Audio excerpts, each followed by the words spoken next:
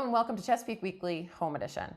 This week we're starting off with a quick reminder about some of the latest guidelines that have come down from the CDC. So keep in mind, COVID-19 was a completely new virus, and it's taken scientists and experts time to really study what it is, what it does in humans, how it spreads, how it affects people, and we're learning new things all the time. And with that new knowledge comes our new guidelines.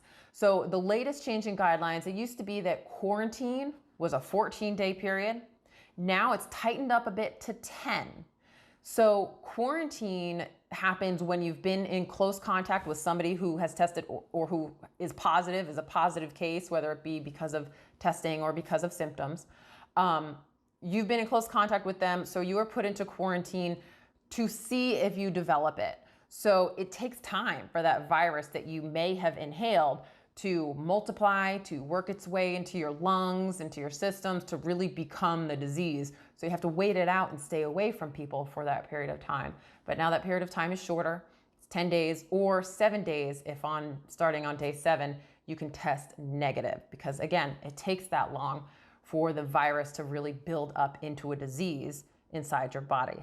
Lots of confusing stuff. I get it. We're all kind of learning alongside with the experts here. And so it's important for us to keep referring back to them and really letting them do the explaining for us. And for us, our local expert is Dr. Nancy Welch, the director of the Chesapeake Health Department. I recently did an interview with her on quarantine and what it means. And it was really informative. So I hope you'll check that out at youtube.com/Chesapeake Television. And we're going to play a little piece of that interview for you right now. The good thing about research is that we learn more, and so we're able to make adjustments that are consistent with the latest information. I appreciate sometimes that's confusing for the public. Sure. Because they just get used to one. I do understand that.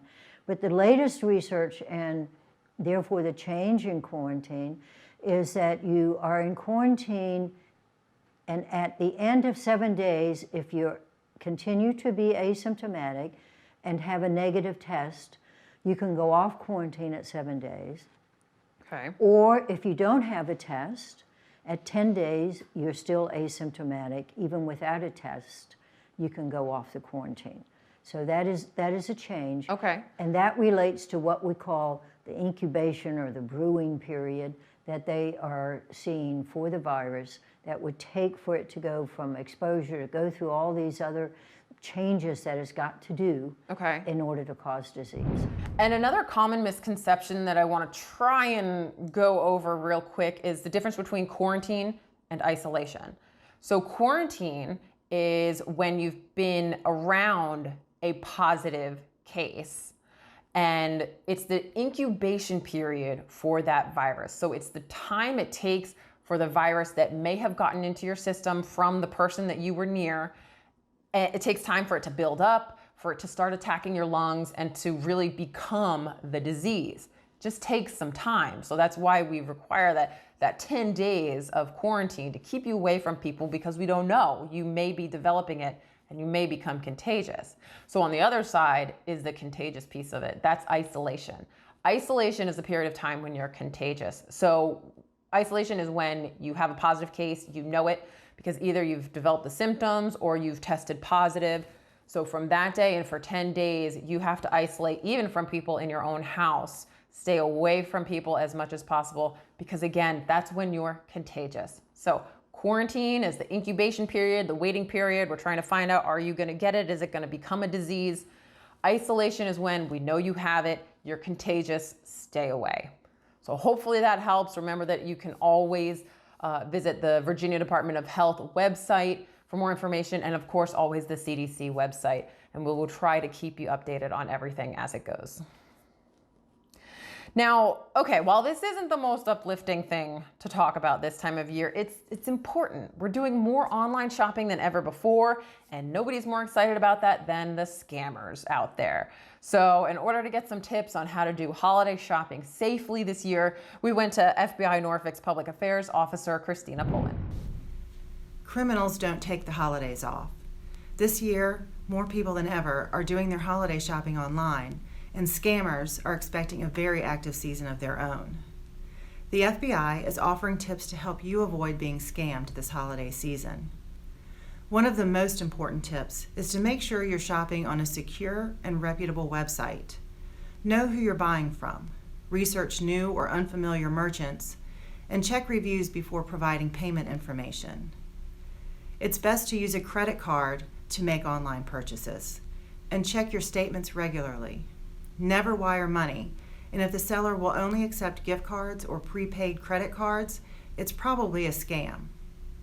Steer clear of online ads or spam offering popular items at unrealistic prices or discounts. Remember, if a deal looks too good to be true, it probably is. Be cautious on social media during the holidays as well. You may encounter promotions, contests, or surveys that are actually scams designed to collect personal information, like your name, passwords, or bank account numbers. If you think you've been scammed, contact your bank or credit card company immediately. Report the issue to local police and file a report with the FBI's Internet Crime Complaint Center at ic3.gov. Protect yourself during the holidays and all year long. Secure your bank and credit accounts with strong passphrases. Disregard unsolicited emails, phone calls, and texts. Don't click on dubious links, and be suspicious of unrealistic offers. For more tips to help you stay safe online, follow us on Twitter at FBI Norfolk.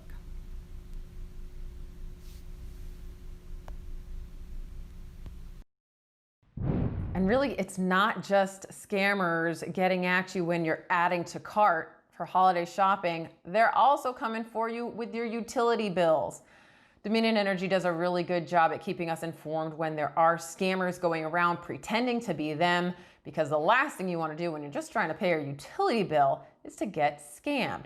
Here's some more on how to avoid that. Hey there. Does this sound familiar? Your phone rings. The caller ID says Dominion Energy. The person says your account is behind and your power will be turned off unless you make an immediate payment over the phone. I just want you to know this is not something our company would do. It's a scam.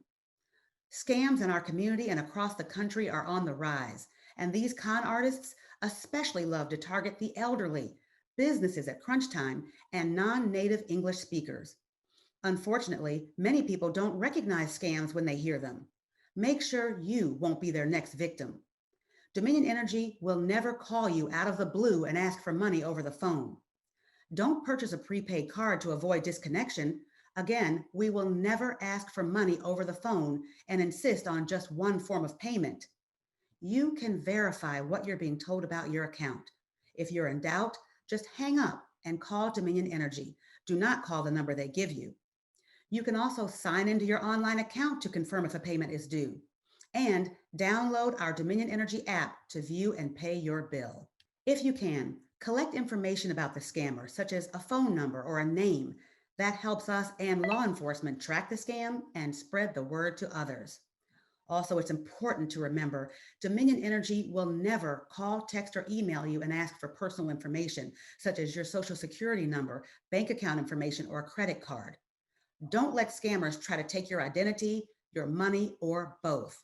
For more information, visit dominionenergy.com/scams. Don't fall for the call. At Dominion Energy, we want to arm you with tools to defend yourself because actions speak louder. Thank you for helping us and our community stop scams.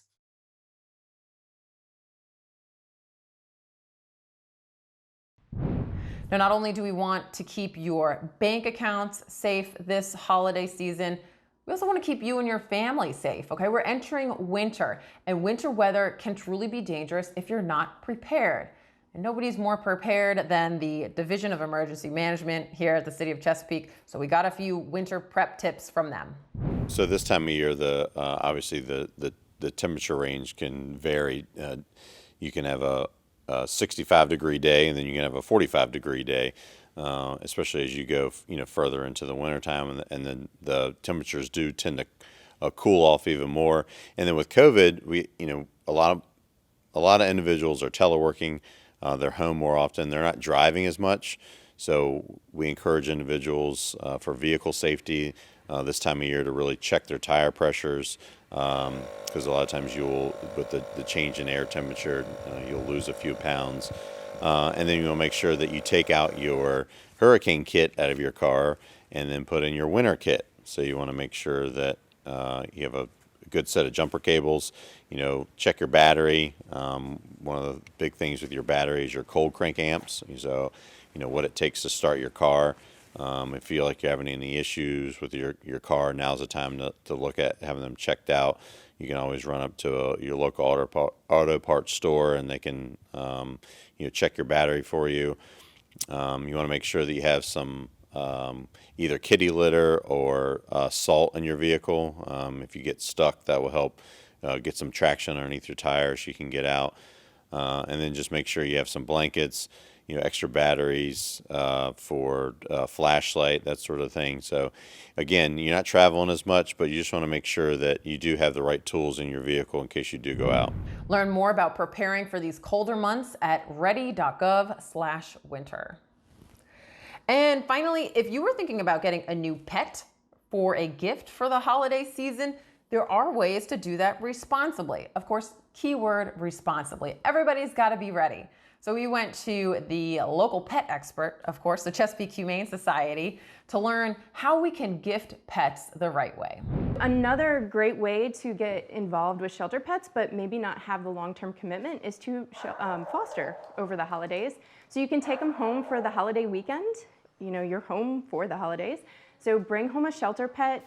It actually does a great service to shelter attendants because they have to go in, they don't get holidays off. So they care for those animals every single day of the year. So not only are you allowing a pet to have a holiday in a home instead of a shelter, but you're doing a really good service to all of those shelter workers that work so hard throughout the year. Yeah, there's a responsible way to gift pets for the holiday. There are a lot of promotions going on at local shelters in Hampton Roads. One of them is Home for the Holidays, and there are several shelters in the area that are participating in that, and it's supported by Priority. And they subsidize the adoption fee. So it's a great opportunity to bring a pet home.